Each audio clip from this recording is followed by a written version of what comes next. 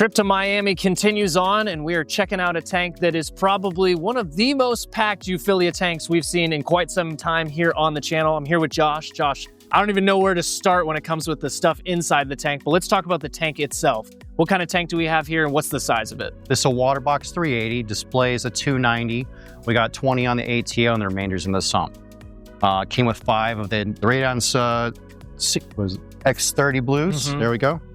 And you really just can't beat it. They do an all-in-one package. So financing was 0% at the time, and said, let's do it. You were talking about it off camera with me. You said originally you guys were, it was going to potentially be a little bit smaller of a tank. Yep. There was a hiccup in the whole situation of getting this tank here, but now we were able to get a bigger system, right? So that worked out even better. Waterbox made it happen, and they said they couldn't do residential delivery of the bigger one. So then they called me back, and they're like, well, we can get you a forklift and bring it to your house. And I was like, yes, let's do it. Absolutely.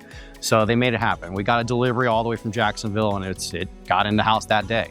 I am taking a wild guess. You like Euphilia. It looks like you really do like Euphilia. The flow in this tank is crazy. If people are looking for a tank that has a lot of motion, this is the tank to look at. Let's talk about the corals you ended up deciding with. You've got a mixture, kind of all kinds of different things, but let's talk about all your different favorites, you know, why you chose, you know, so heavy Euphilia and heavy LPS. So I fell in love with the corals that flow in general. It used to be the hammers and stuff until I really got into torches. When I saw the colors on Holy Grails and Nicks, those give super contrast, and I absolutely love them. Now, those ones I was able to keep alive pretty easy, and that's why I went with them. Gonoporos, absolutely love them, but I hadn't had much luck with them until going into this tank, once I upgraded to the size and better lights. So flow is my thing. I'm recently getting into the meats, the acanthos and the scolies, but it's more new for me. Mushrooms have become a little bit more of a thing, but the color spread is just so unique for each individual species of the torches. That's why I like it the most. Absolutely. You got a really wide range of different colors. Something that caught my eye right away was a couple things in the tank. One, that carpet nem is to die for. Yeah. I love the hot pink, looks super cool. And then you also have, well, you know, we talked about maybe it being Colorado, Chicago, hard to kind of determine exactly what they are, but you've got some nems in the tank. Let's talk about the nems and how you've kept those happy. Specifically, let's talk about the carpet nem right now. So the carpet nem was, that was a great purchase, right? It was advertised around 12 inches. I gotta say, it's gotta be at least, it's big, maybe 16 inches right now. So that one, I feed it frozen shrimp, do a little defrost for it twice a week. I give it hard pellets probably twice a week on top of that. So almost every other day it's getting food at least. I don't want it to go after any more of our fish. It's had fillet dinners, we'll call it. maybe sea bass of the sea, right? For the other nems, the Black Widow is a super traveler. So currently it's in rehab and it's in one of the little catch tanks. And then we put it, I'm not sure if it's the Chicago, but I think it's the Colorado up there too. So it wasn't gonna float over into this power head. The other ones, they just found home with this rock structure over here with all the SPSs. That's their favorite spot, and they haven't moved in weeks at all. And they're doing great there.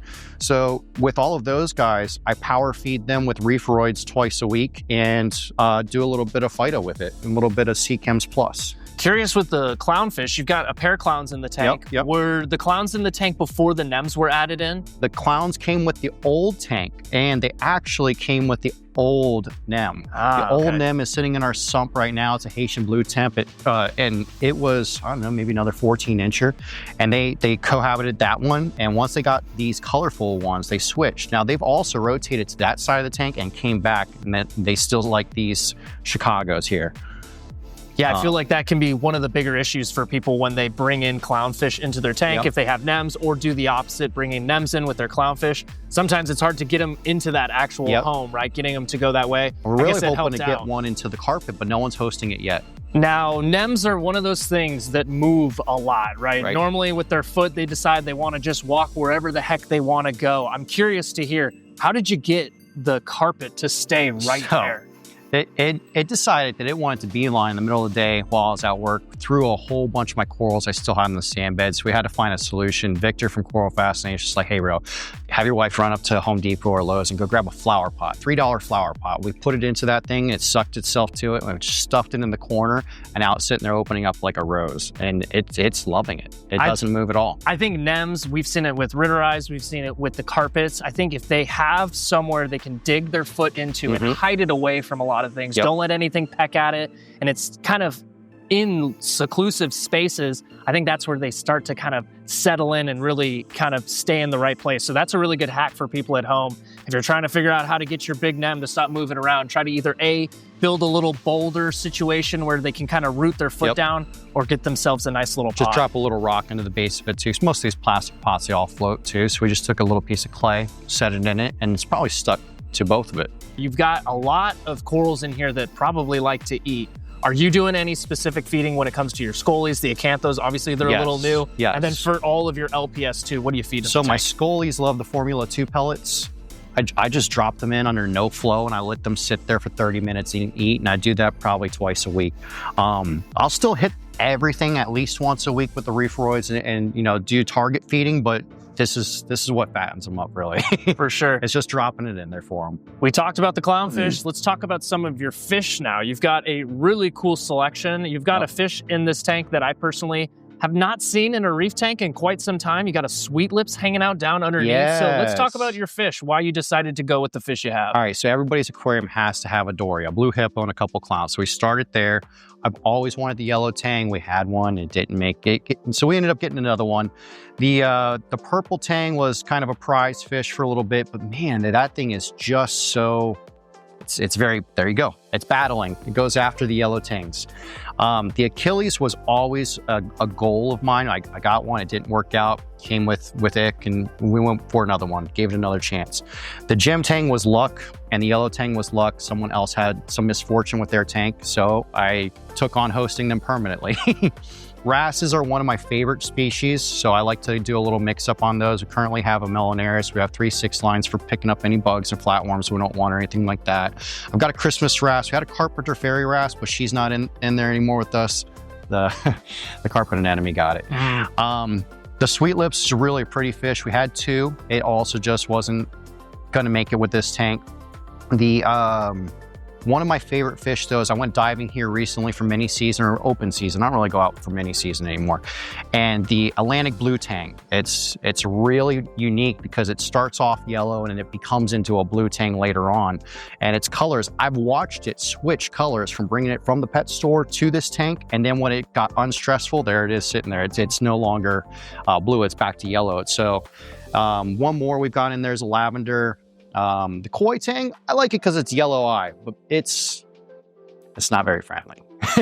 So that kind of wraps up most of the fish there. And then you've got some other fish that might not be within that utility group, right? You've got the angelfish, you've got some anthias. Just for a little color fill. Right, you know? and then the dwarf angel, the flame angel fish. You've got a really nice mixture now. We talked about some of the coral feeding. What are we feeding the fish themselves? The fish, they eat better than we do. So seaweed alone, they probably get 3 half sheets a day. You see I've got some fresh brine right there. Thursdays is fresh delivery day from my local pet store for live brine.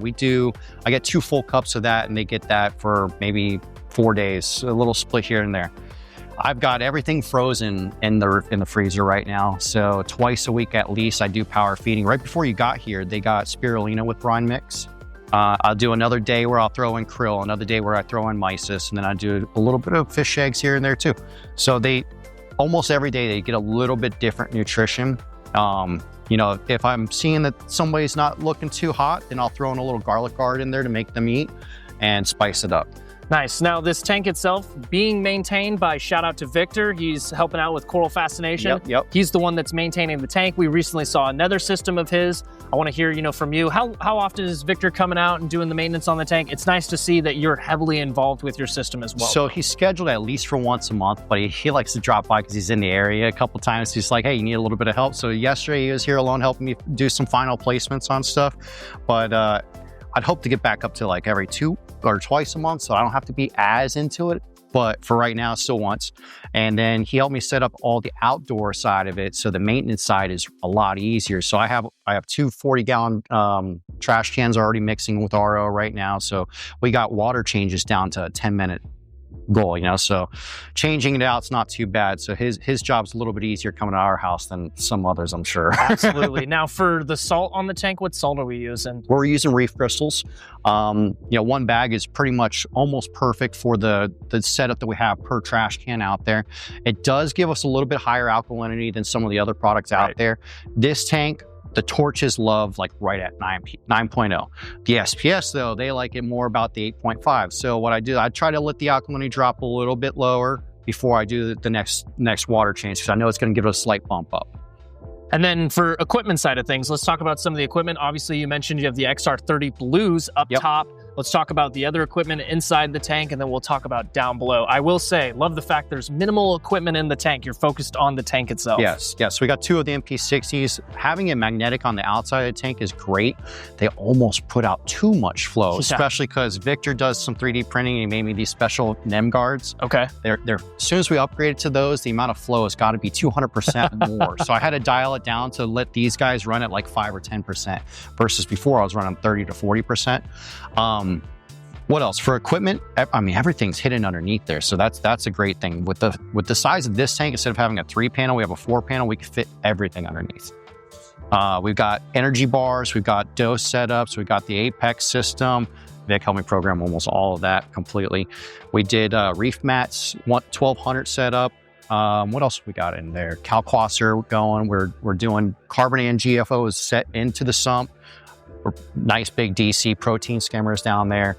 And then we just recently added an ultraviolet. Nice. You mentioned Calquassers, so is that one of the driving forces for the tank when it comes to dosing? Actually, no, it's brand new. It's only a week into it. Okay. So I have been doing BRS dosing for myself. I've been getting the dry chems all this time, and once a week I just go do a little bit of top off. Okay. And so I try to keep it within a range. My calcium's always, you know, within a 20 to 30 difference, and then I'll just go grab a gallon jug of water from the tank. I mix it up with whatever I'm going to add to it, and I dump it back into the sump and slowly add it in. Gotcha. And then your alkalinity said shooting for about, you know, obviously as it dips lower to 8.5, you kind of bring it back up. What are the other numbers outside of those? Well, check it out right now. I think right now we're around 8.7 on the alk. So our calcium's 425, magnesium's 1325, and then our pH is 7.9 right now. Water temp 78, ORP 335. And then you said you've recently drilled a hole so that way you could start getting some fresh air into the tank, right? Yes. So we have a CO2 scrubbers, but we have 2 CO2 scrubbers in line, but pulling from fresh air from the outside. So God forbid there is any contaminant in the air outside, we're definitely already scrubbing it. Helping out with that redundancy factor, right? Yes. Saw a nice little Refugium down below. Big supporter of Refugiums? Do you like those? The bigger the better. And if you can light up your sump, do it before you get the tank set up. Yeah. So I threw the LED strips in there. Make sure you get the ones that are for outdoor. And then, but they're a little bit hard to keep glued up there. The glue needs to be a little bit, you know, stronger. But if you want, we'll open it up and we'll take a look. I ran some nice LED stripping so you can see the whole interior lit up. You really made a good point with the fact that the 4-panel gives you so much space for equipment and things like that. And I feel like that's something we're constantly adding onto tanks at this point. Tanks used to be super simple. I ran an under gravel filter at one point in my life, and it's like the only thing I ever had on my tank, and that was it. And now we've kind of taken it to a whole nother level, right? It's science at this point. Yeah. You've got so much going on underneath, but you're able to kind of put things that are a little bit bigger. I've noticed that too. It seems like you really like to kind of go a little bit bigger than what you need, so that way you're not running it at 100%. Just like these, you're not putting it, you know, pushing it to its max capabilities. I think that's a really good testament to what you should be doing with your products on your reef tanks. I mean, if you push it too much, then you're kind of running out its longevity of its life. That's kind of what I thought about the pump system. So if you got one that's meant for double the, you know, its output, then you won't have to work it as hard. And then I didn't even ask you from the start, how did you get into reef keeping in general, right? How did you get to this point where we have this tank here? So my best friend, he was over last night, we were talking about it. He had his fish tank at his apartment. He was moving locations and he couldn't bring it to the new spot. So he's like, can I keep it here at your house?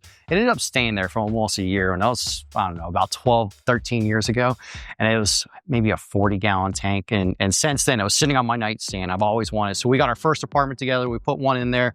And then when he got his place, we found one in Miami and upgraded him to a 110 or something like that. Upgraded me to a 150 and just kept on going at it. That was my inspiration.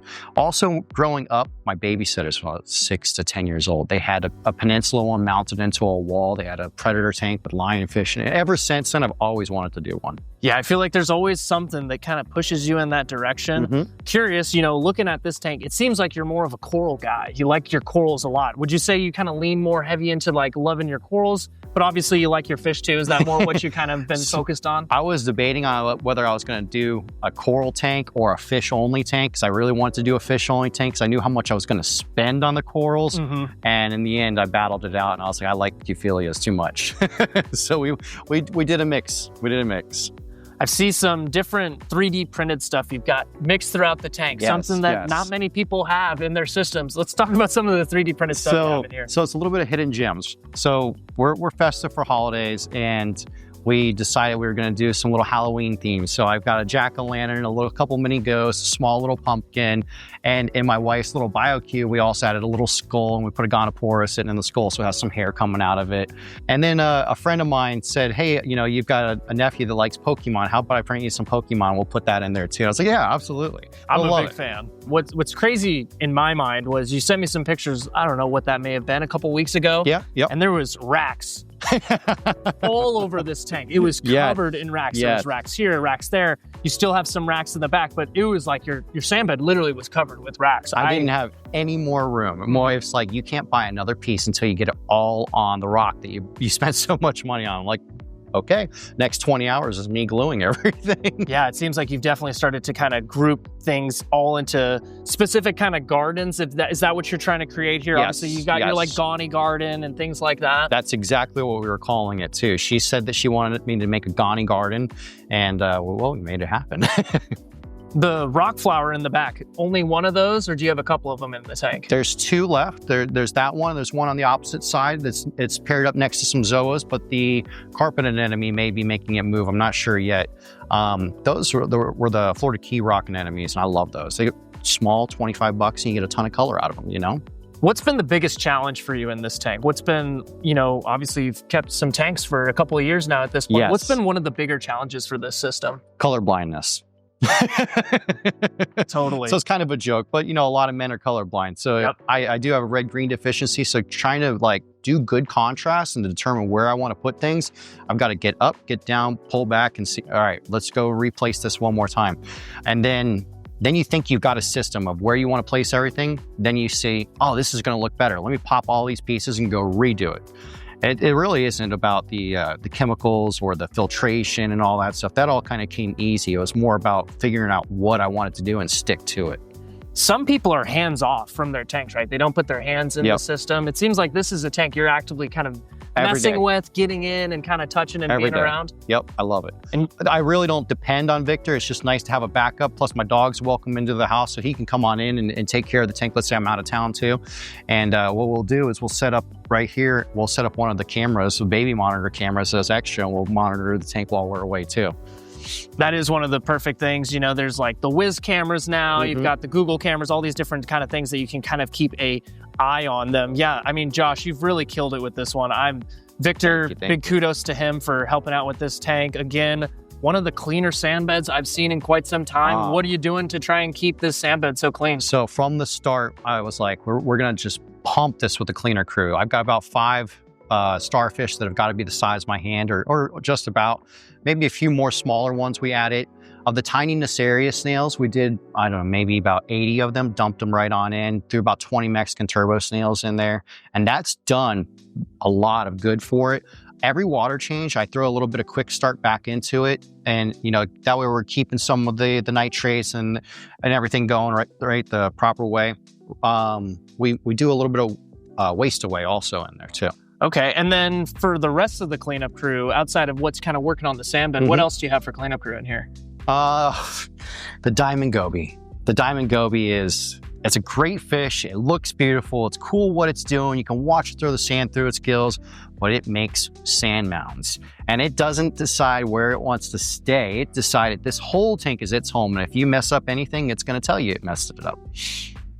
Now, I ask everybody whenever I come into their home, Jake Adams used to do this for all of his tank tours whenever he was going around and talking with different reefers. And I think that's what's so special about the tank tour series here on the channel is we get to learn so many different things from so many different systems because no tank is the same, right? Every tank's going to be completely different. If you had to give a piece of advice to a new reef keeper, someone that's been in the hobby for a long time, what would your piece of advice be to get a system looking like this? Because I mean, if anybody likes torches, they should probably listen in right now. Start with some of the cheaper torches to make sure that you can acclimate everything right. Once you see that they're living and working well, then you can start buying into some of the higher end ones.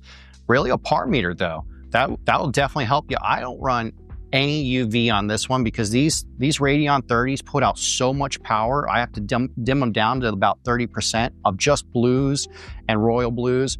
And the UV I found was burning a lot of my stuff. So definitely a par meter and, placement. That's the key. See how things are working. And then if it doesn't work there, drop it back down a little bit lower. Maybe that'll be a bit better of a spot. That's a really great point. I think that's the first time we've heard that here on the channel is the par meter. And I think you're making a great point because sometimes people just throw the corals in, put the lights on, set an intensity, and don't even think about it. Getting a par meter, you can rent them at your local fish store. You can go ahead and buy one yourself, but go ahead and set up a map, right? Go in with an orange Sharpie and write all the numbers out on the tank itself, take a picture, and then you can kind of go back, and then you really can kind of focus in on, where the placement's going to be. I think we checked that we're somewhere around 80 at the sand bed and about 200 around where the SPSs are at the top right now. So we got a decent variety. Because you're doing that, then you can put all sorts of corals in and not just be limited to, and you can know where you're going to stack them. I have to ask, what's the plan for the sweet lips when it gets too big? I don't know yet. Maybe donate it. Maybe when it gets too big, it would be time for us to get a new house and we'll go to a bigger fish tank. Maybe a saltwater pond or something. Yes, back, right? Yes. That would be awesome. We have the saltwater pool. A 10,000 gallon saltwater pool back there, so maybe it'll go back there. Well, Josh, I just want to say thank you so much, man, for letting me come by, check out the system. This is a Euphilia person's dream tank, honestly. The torches, everything about it. Coral Fascination's doing a great job with this system. You're doing a really good job of being on top of it. But overall, man, I just want to say thank you so much. If you guys have any questions for the tank, be sure to drop them down in the comments below. And if you guys have hung out all the way till the end, I want to say thank you very much. Be sure to like, subscribe, and hit the bell notifications so you don't miss out on any future uploads. Thank you, guys.